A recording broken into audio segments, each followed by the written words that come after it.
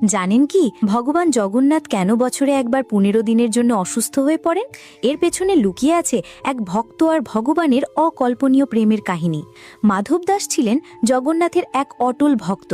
স্ত্রীর মৃত্যুর পর তিনি সংসার ছেড়ে পুরো জীবনটাই প্রভুর সেবায় উৎসর্গ করেছিলেন। তার গভীর ভক্তিতে স্বয়ং জগন্নাথ বহুবার তাকে দিব্য দর্শন দিয়েছিলেন।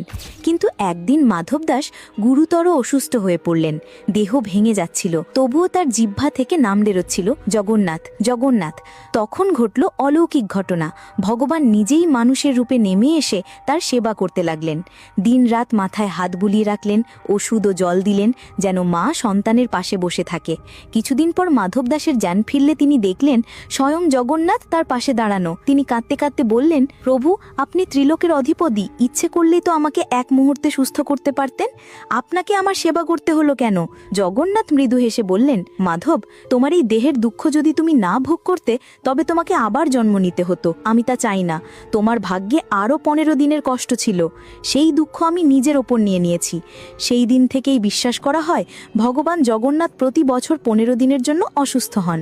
ভক্তের দুঃখ নিজের দেহে ধারণ করার সেই লীলা স্মরণে তাই পুরীতে বিষময় মন্দিরের দরজা বন্ধ থাকে, কারণ ভগবান তখন বিশ্রামে আরোগ্য লাভ করছেন প্রেমের জন্য।